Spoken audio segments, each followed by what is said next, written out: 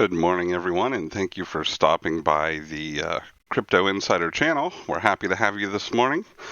Um, kind of a busy night last night. We got a bunch of shout-outs on Twitter and people pointing to me to various articles and asking questions.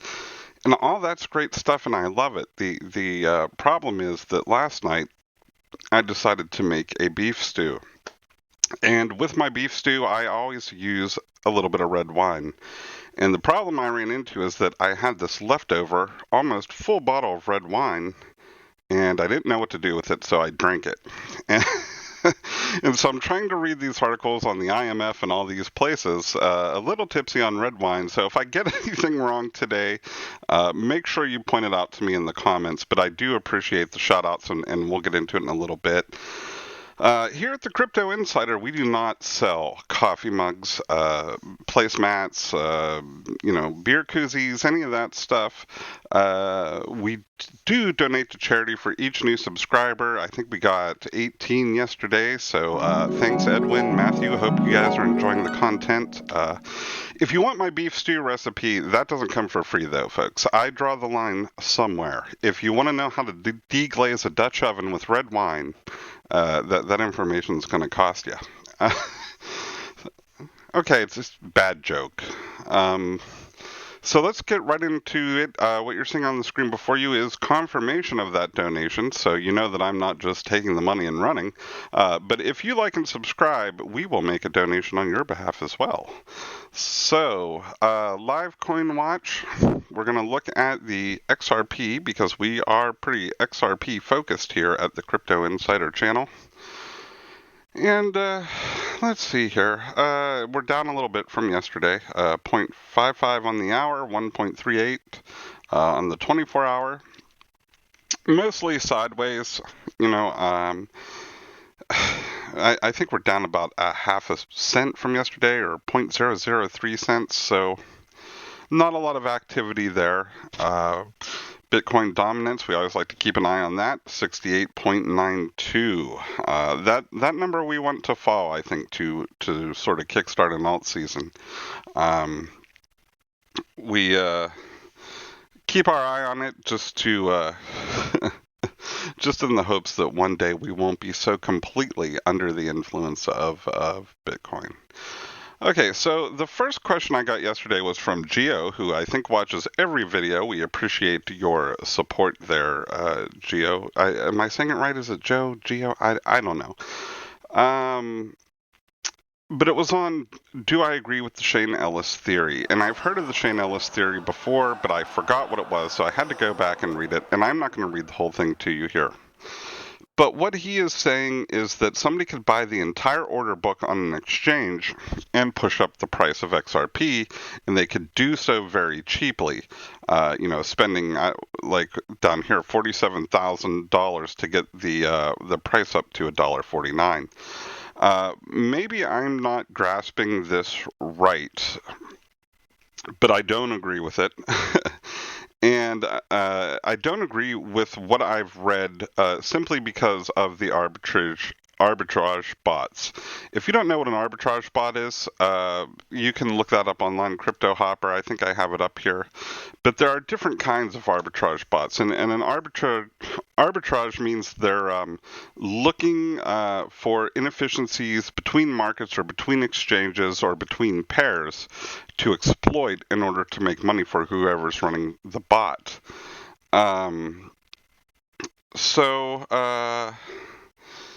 If there is a price difference between two exchanges, meaning if Shane Ellis's theory is right and somebody bumps up the price somewhere, the arbitrage bots that are out there are going to see that immediately, and they're going to start selling to that exchange. In addition to retail investors starting to flood the market, if XRP goes up for even a half a second, and it does from time to time on these exchanges, those bots immediately seize on that and start putting downward pressure on the price. So yeah, I don't think just buying up a thin order book or something like that is going to start a snowball effect that raises the price across all the exchanges. I don't think you're going to see that. And we know that that with the ODL solution, they're buying and selling lots of large amounts of XRP at a time, and we haven't seen the price go to these astronomical numbers that Shane Ellis puts out in his theory. Now, I think over time, with utility and people using XRP a lot, and institutions getting involved in holding it as an investment, then you'll see the price increase there as people realize that this is a very useful cryptocurrency, more so than a Bitcoin or a lot of others that are out there, especially in the small cap coins that are just like, people keep trying to push me this casino coin, and I've looked at it briefly. I just, it doesn't seem like there's a lot of utility there. I think this is going to be a fad. I don't see why casinos need this coin, what problem it's solving, in other words. To speak in Schwartzian, I don't see what problem the casino coin solves.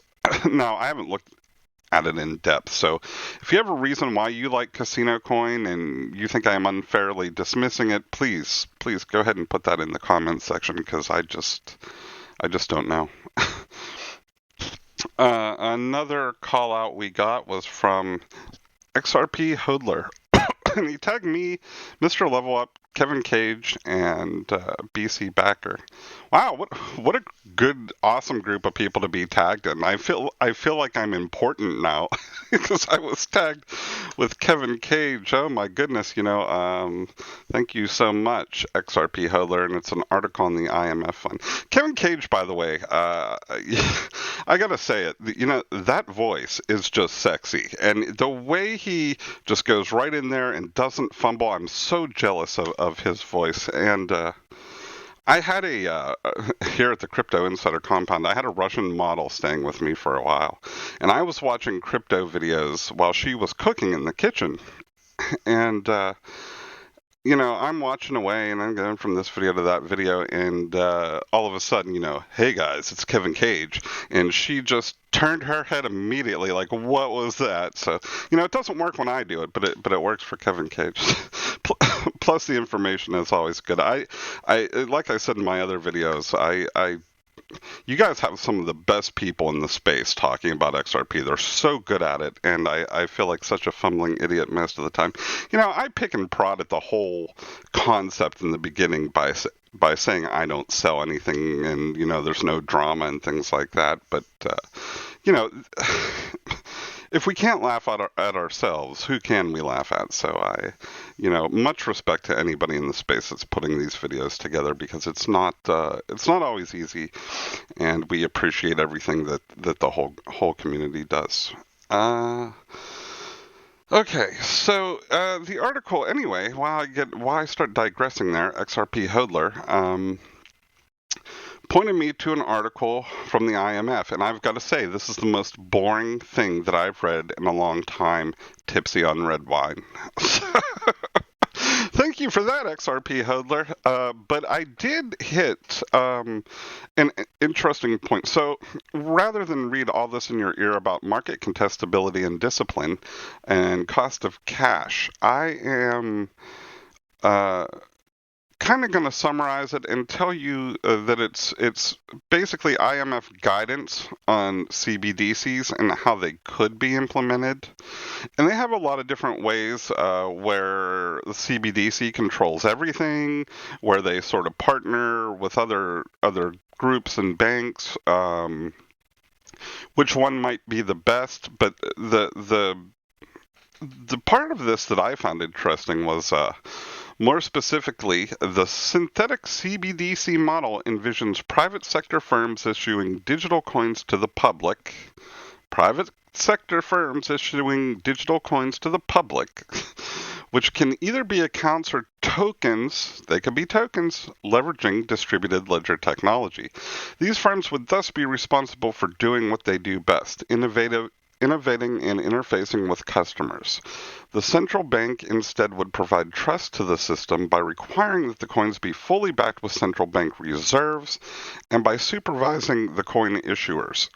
This arrangement preserves the comparative advantage of each participant, whether it is a private sector firm or a central bank, and induces competition among private sector firms to offer attractive coins and interfaces. At the same time, it limits the cost to the central bank as well as some of the risks. So yeah, what you're going to see, and what those risks are, the reason why some CBDCs may not ever come to market, or why countries may not want them, is because when it gets, if a CBDC ends up getting hacked or there's a huge problem, then not only is there's a loss of trust in the government at that point. Whatever little trust is left is gone at that point. Some governments would much rather have you lose trust in the private sector firm that's offering these tokens than they would themselves. And it's sort of a layer of, well, we can't help you with this. You need to go back to the private firm and deal with this. Could that private firm be Ripple? I don't know. It's not, and I have not watched everything that Brad Garlinghouse has ever done. It's not how they're pushing the token right now. I'm sure they would consider it. Any private sector business would. I'm sure it would be a huge boon to them. But right now it looks like they want to help settle payments. And having read the Peanut Butter Manifesto by Brad Garlinghouse, I know that he's very focus-driven, and he doesn't like to split a lot of efforts in different directions at the same time. That's not to say that he wouldn't, but he was talking when he said that, or something similar. He was talking about Yahoo and how different organizations within the same group of Yahoo each had music platforms that competed with each other. So, and that's not the way he likes to run. He runs a little more leaner and a little more focus driven. It's an interesting read, and it's an interesting thing to think about. I don't know if it's going to happen, if Ripple is going to be the private sector, or if our government would even, sort of pair up with private sector firms to offer the coins, because they've had such tight control over the mints for so long, the Treasury. I don't know that they would want to give that up. So we'll see. CBDCs are probably not going away. So we will see in the future. Let's see. A couple days here, January 15th. Barring any sort of continuance from the court, the Ripple lawsuit is up. Meaning this is going to get tossed, or it's going to go forward. A lot of people think it's going to get tossed. It has no bearing on whether XRP is a security or not. I don't think XRP is going to be labeled a security, and there's some traders, some good traders that do. There's some that don't. I'm not sure that it passes the Howey test, and you never hear. Brad Garlinghouse, there's no one, the company Ripple is not coming out to the markets and saying, buy our coin, it's going to really take off and you'll make a huge profit. This isn't a great investment. You never hear them say anything like that. I've never heard them say anything like that. It just happens to be the token they're using for this liquidity problem, and if it goes up in value, fine. If it doesn't, Ripple still is worth several $billion just off the software they sell. So they're not depending, I don't think, on XRP to increase in price in order to make it or break it as a company. But we will see. That's coming up next week. We will see how they how the courts go. My hope is that it will be dismissed. I don't if it is dismissed or if it's not dismissed, I don't believe that this lawsuit that's coming up is going to be a huge market trigger either way. I don't expect to see $12 XRP overnight just because the lawsuit's dismissed. And this last tab was just me reading about the Howey test and stuff like that. The weird things I look at when I'm not making these videos. But I hope you've liked the video, and if I got anything wrong, please go ahead in the comments and let me know. I'm going to pop up some videos and a subscribe link here at the end of the video for you to click on, and if you would do so, we would just love you forever and ever. But thanks for there, I'm losing my voice. Thanks for listening, and we'll be back tomorrow.